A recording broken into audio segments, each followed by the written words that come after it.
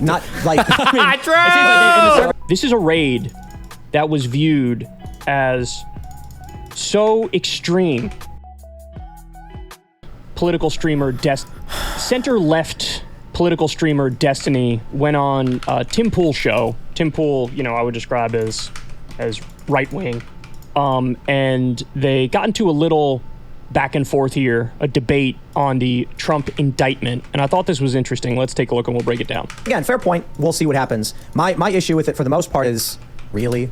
Falsified record misdemeanor charge? You want to get into the debate about Barack Obama blowing up a kid? Because I would absolutely love to talk about that. Look, if they want to give Trump a misdemeanor charge and lock him up for however many months a misdemeanor gets him, I would absolutely be willing to make that to agree. You're right. He's got to be charged. Next up, Obama. He blew up a kid. He blew up a bunch of kids. I don't know if Obama broke a law. I don't think Americans of any capacity are allowed to kill other Americans. Of any capacity? Don't cops do it all the time? Not like... It seems like they're in the service of doing... A little bit of a semantic trick you played there, right? Okay. That wasn't a semantic Obviously, you can trick. kill people in self-defense, but Obama bombed a civilian restaurant in Yemen, a country we're not at war with, killing civilians, including a 16-year-old American citizen. Like, you can't... If you're in the military... You can't just, or a cop, you can't just go and kill somebody. Murder, you can't murder. Yeah, but I imagine the justification Obama would use was that this was in defense of U.S. interests or defense of the United States. And in his role as Commander-in-Chief, the President of the United States has offered wide deference from the Supreme Court for taking actions in the Commission of protecting the United States, even if we disagree with them. Yeah, I think that's criminal. I mean, well, that's fine, but there's a different question of like, is it illegal versus do you think it's criminal, like bad, right? It's probably bad, I guess, but like... So the Obama administration's argument was that they were trying to target a terrorist leader. But I'm not... I mean, you make a fair point, but I'd be willing to argue that the president does not have the authority to bomb countries we are not at war with. Well, what about when Trump assassinated Soleimani? That was an assassination. Where was that taking place in? In Iraq. In Iraq, yeah. A country we have an AUMF over. An authorization for use of military force. I don't think the authorization for use of military force, I'm pretty sure we were on good terms with Iraq at that point. I don't know if we had the ability to do whatever we wanted in that country. That was a political assassination, though. But there are executive orders that are against the United States. I don't disagree. Sure. But I'm just saying that in Apparently in the U.S. it's illegal to assassinate people. I did research. I stumbled into this. I don't know how I don't know if oh no, maybe I read it before. I don't remember when I read this. It was somewhere recently, but I don't think in the United States we're not allowed to do assassinations. I don't know why, but we're not. I think it's like illegal. It might be an international thing. You're not allowed to assassinate people. General, there's multiple questions going on here. We can say, do we think it's wrong or bad? Probably. I think generally the United States president killing American citizens is generally a bad thing, unless there's really good justification for it. There's a difference between that versus is it illegal? And I think that the law tends to, we argued about this a little bit before the show, when Trump was doing things at the border that we thought, when I say we progressives and the left got really mad at, the Supreme Court tended to side with him because the president has given wide deference over matters of what was he doing on the security. border? I think it was when he was using, he couldn't get the funding for the border wall. No. It was over banning certain people coming into the country. When he the Muslim majority bans. There were 7 Muslim majority countries, and when he was running for president, even Giuliani said he's trying to find ways to do a Muslim majority ban. Technically, he's not allowed to do that. Venezuela, North Korea were on that list, though. Yeah, well, he changed it up, I think, after the first one didn't go through for whatever reason. But once he did that ban, when people tried to challenge it, the Supreme Court basically said, president, border, he can do almost anything he wants because it's the president of the border. Yeah, but that's not blowing up a kid. I didn't say it was blowing up a kid, but I'm just saying that in general, you would think that like, when we're talking like border, if we're talking about like passing policy at the border, that seems like a congressional thing. Like we should be passing laws about immigration policy, but the president can do that basically all on his own because the Supreme Court's like, hey, he's a president, national security, he can do almost whatever he wants. I think I see the disconnect. I'm less concerned with legality. Okay, I'm only talking legalities. Right. So I think that a president who bombs a country we're not at war with should be stripped of his power and criminally charged for killing an American citizen. And it should be literally under the U.S. murder statutes. It seems to have very selective memory. Multiple state and federal laws. I don't look at it like, well, you know. Is a murder statute, could I, in Tennessee, get arrested if I bomb somebody in Yemen? Is that a, I don't know what the... I mean, that's a good point. You might, yeah, absolutely. Okay. I mean, that might be like way worse than murder. It might be terroristic, international. There might, like, I'm pretty sure if you, as an American citizen, set off a bomb in a foreign country, you'd be criminally charged in the U.S. Yeah, but I don't know if it'd be under state statutes. Would you? Right? That sounds like some federal, yeah, maybe. Yeah. Julian Assange is being criminally charged. Okay. Before Kulinski gives his breakdown of this, I actually had there was a lawyer that actually emailed me an interesting thing on this, which I'll read, I guess. Hello, my name is blah blah blah, and I made blah blah blah. Where's Crash? Blah blah Tell blah that blah. motherfucker he owes me a hundo. I'm back to collect homie shalomi. You better get those Jacksons lined up. I want to count them. I recently watched an interview with Tim Pool where you discussed the indictment of Trump. During the conversation, he pivoted to discuss Obama's alleged bombing of a teen in Yemen, and I noticed some inaccuracies in the discussion regarding international law. Firstly, regardless of citizenship, individuals are not guaranteed the same rights when not on American soil. Crimes committed against Americans in foreign countries are not usually subject to American jurisdiction and would violate foreign nations' sovereignty if pursued. Secondly, while the bombings in Yemen may be morally reprehensible, it is not legally sound to suggest arresting Obama Obama for these actions. If there was any apparatus available to hold world leaders accountable for the atrocities they commit, it would be within the ICJ or the ICC. That is irrelevant, however, since we are not signatories to any of the UN resolutions establishing the legitimacy of the court. Here's an example. The UN Declaration of Human Rights, penned by Eleanor Roosevelt, was never ratified by Congress. So despite the classification of tear gas as a war crime within the Geneva Convention, the failure of Congress to ratify the declaration means that there is nobody to enforce any justice for the abuse of human rights that is spraying one's citizens with chemical warfare, tear gas. The establishment of American foreign policy over the last 200-odd years basically is boiled down to the American Constitution left it up to the president when it was drafted, and over the course of the 20th century, the presidents holding office stretched that power further and further, and now they can do and get away with murder. Unfortunately, there are no legal means possible to find justice for those unjustly killed in foreign countries. Another example, Nixon and Kissinger bombed Cambodia so intensely without approval from Congress or the knowledge of the American public that the amount of C4 dropped in the country were equivalent to that of an atomic bomb. These actions are morally wrong, but there is no bigger bully in the playground to stop the president, and there is no law limiting his powers internationally. The suggestion that you can draw an equivalency between these kinds of nuanced and complex international legal issues and the very established law that Trump violated when he paid off Stormy Daniels is pathetic. It is truly baffling to me that someone such as Tim Pool, who has a large platform with so many people listening to him while discussing American politics, has such a myopic and uninformed understanding of anything international that he thinks that somehow that someone can be charged in the United States for a crime they committed abroad. It is hardly even possible to try someone for a crime they committed in a different state without significant legal processes, fees, and approvals. Foreign countries do not freely abandon their power over the body of the people. Keep in mind destiny that Trump and would no go on nation to kill the boy's younger sister. Now we're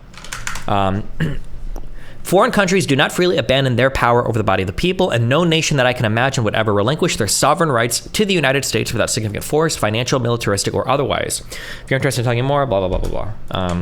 So that was a write-up on that. Came out to say that Trump would go in and go on to kill the boy's younger sister. No, okay, I don't know what that means. Okay. The point from Tim Pool appears to be like, okay, maybe I grant you Trump committed a crime. Maybe I grant you... Well, he says it's a misdemeanor. It's actually not. It's 34 felonies, and yes, it's a novel application of the law because it's like committing certain crimes in service of other crimes. So there's never been a case tried exactly like this before, but it's definitely felonies. It's not misdemeanors. But his point seems to be like, really, this is nothing compared to the crimes of other presidents. And he references Barack Obama killing Abdul Rahman al-Awlaki, 16-year-old American, and basically getting away with it. And his point is like, yeah, I could sign up for Trump being arrested, but, arrest the other guys too. And look, here's the reality though. This is an article from very early into the Trump administration. 8-year-old American girl killed in Yemen raid approved by Trump. Anwar al-Awlaki's daughter, Nawar, may have been fatally shot in intelligence operation on Al-Qaeda. Okay, also, to be clear, now, I don't like Trump as much as the next guy, but I doubt that Trump ordered the military to go kill this little girl, right? Or is that their argument? Left at least 14 people, including a U.S. commando, dead. This is a raid that was viewed as so extreme that even when it came to Obama's desk, he was like, that's too risky, that's too high stakes, I can't approve it, this isn't going to go well. It got to Trump's desk, and Trump approved it. Now, also, Trump increased the drone war by over 400%. They tried to do a coup in Venezuela, and were open about that fact. Trump admitted, I'm occupying a third of Syria to steal their oil, which, of course, is illegal under international law. He kept us in Afghanistan. He kept us in Iraq. As Destiny correctly pointed out, he killed General Soleimani, which was illegal. Now, look, the argument I would make is they're having two separate conversations. They're having a conversation about, like, is it legal or is it illegal or is it just bad, right? And they're trying to separate out those two conversations and say something could be bad but technically illegal. I think I explained literally this concept a little bit later. No, I think that all these things that we're talking about now are not only just bad, they're also illegal. It's true that the way the law is interpreted by the executive branch and even some very right-wing courts, they might grant massive leeway on certain issues, right? Like assassinations or whatever. But the fact of the matter is, even if I grant that, okay, then this thing is technically legal, it's still illegal under international law. You can't wage. Okay, here's a new thing, and I hate to do this because I suck at names sometimes, but here's my new thing when I say this. And I did this with that one lawyer guy too. If you're going to say it's illegal under international law, point out the international law and make sure that we're signatories to it. That's what I want to see. What international law is this illegal under? Show me. An offensive attack against a country that didn't attack you. You can't do it. It's not allowed. If any other country does that, it's, we'll see you in the International Criminal Court. That's unacceptable. And you could probably point to multiple laws that this violates. In the case of the U.S. Point to one, then. You talk about Congress has to declare war. And we have the War Powers Act, which gives some leeway on that front, but it's only for a limited amount of time. But what they've done is they've taken the authorization for use of military force in the war on terror, and they've interpreted it in an insane way, where they say, this does allow us to attack anybody, anywhere, anytime. And oh yeah, by the way, it doesn't even have to be any of the people who are part of the original group. Okay, this is really weird. Where's Pisco? I've never understood this. I think that what he's describing here is accurate for the authorization of use of military force. I wonder if Pisco has something to say about this. Let's see if he wants to hop in. Or if there's any other lawyers that know shit about, like, war shit. I'm curious. Al-Qaeda, which attacked us on 9/11. So, look, if you get a good lawyer and you challenge it in court and you have standing... What's up? Do you have strong feelings about, like, how we use the AUMF or whatever the fuck, or AUMF? Did you read my notes on the Al-Awlaki case that I sent you? Not yet. I haven't got to that thing yet.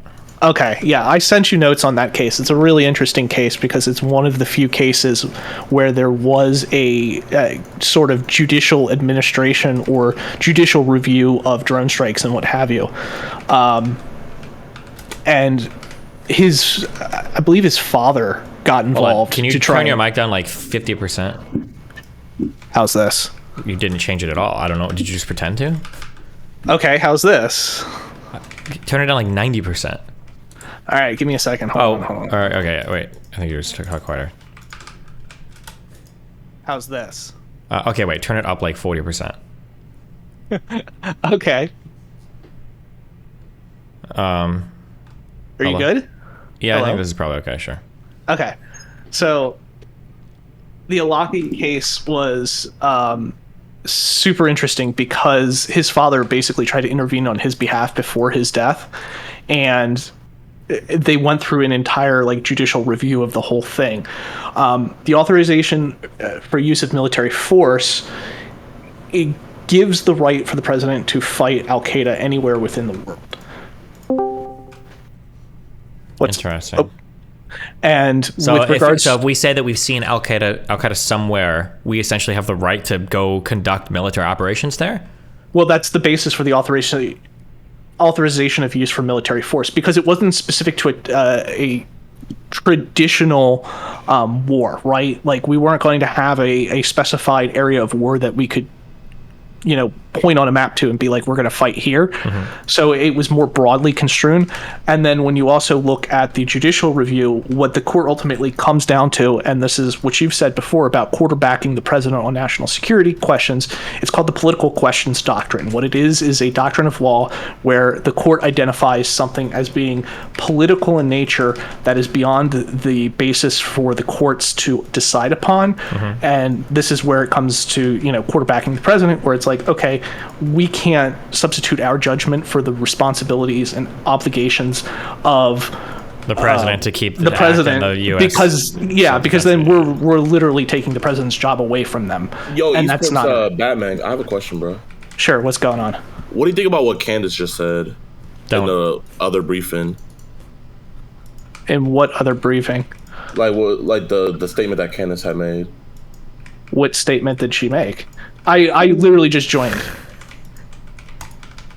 He tried to get you, dude. Ow. Candy's nuts. Yeah. Yeah, okay, cool. Okay. He failed. Yeah, well. I thought he was talking about Candace Owens, yeah. Not Candace Owens. The Condoleezza Rice was the one that came to mind. But Candace Owens, yeah, that also. But Yeah, so that's the basis for war fighting.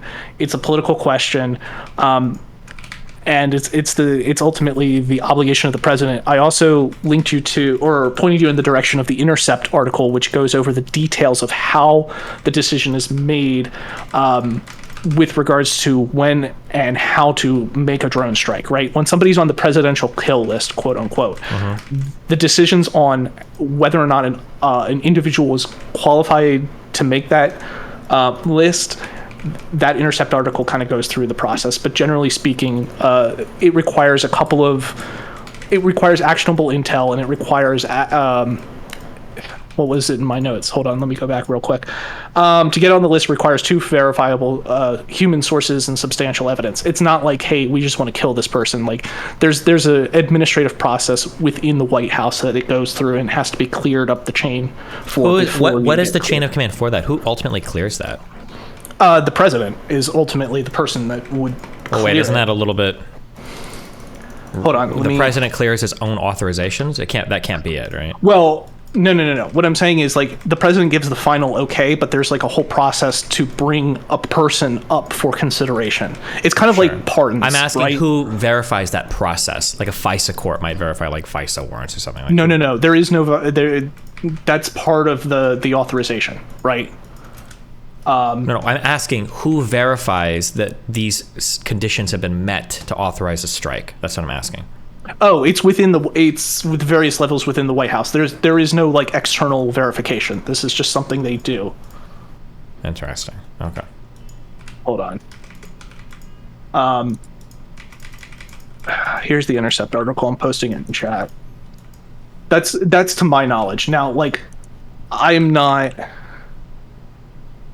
the expert on the presidential kill list because obviously I don't have a top secret clearance, but the idea is that there is, if POTUS approves, can enter a targeting role, actionable intelligence provides targeting windows, and then they discuss the matter. But the idea is that there's a whole bureaucratic